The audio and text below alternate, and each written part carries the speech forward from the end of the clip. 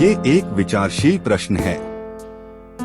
कुछ लोग मानते हैं कि भगवान को खुश रखने के लिए पवित्रता और नैतिकता की आवश्यकता होती है, जबकि दूसरे विचार रखते हैं कि भगवान की प्रसन्नता के लिए कर्म, सेवा और प्रेम की आवश्यकता होती है। गर्मी के दिनों में कुछ क्रियाएं भगवान की प्रसन्नता को प्राप्त करने में मदद कर सकती हैं।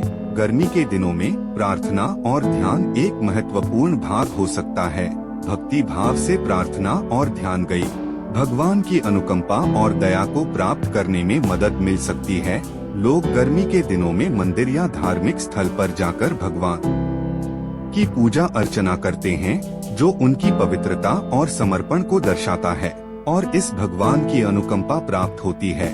सेवा भी एक प्रमुख तरीका है भगवान की प्रसन्नता को प्राप्त करने का। गर्मी के दिनों में लोग अन्नदान, जल सेवा, वस्त्रदान जैसे क्रियाएं करके समाज के हित में योगदान देते हैं। ये क्रियाएं भगवान की दया और प्रेम को प्राप्त करने में सहायक होती हैं और उनकी प्रसन्नता को प्राप्त करने में मदद करते हैं। गर्मी के दिनों में हिंसा और दया भाव का पालन भी भगवान की प्रसन्नता को प्राप्त करने में मदद करता है। लोग पानी की बोतल रखकर जानवरों को प्यास बुझाते हैं, पेड़ों में पानी डालते हैं और अन्न दान करते हैं। इस प्रकार भगवान के प्रेम और दया को प्राप्त करने में सहायक होते हैं। संगठन और समर्पण भी एक महत्वपूर्ण हिस्सा है भगवान की प्रसन्नता को प्राप्त करने का। गर्मी के दिनों में लोग मंदिर या धार्मिक सम्मेलन में जाते हैं और सेवा करते हैं, जिसका संगठन और समर्पण का भाव उभर कर आता है। ये क्रियाएं भगवान की प्रसन्नता को प्राप्त करने में सहायक होते हैं।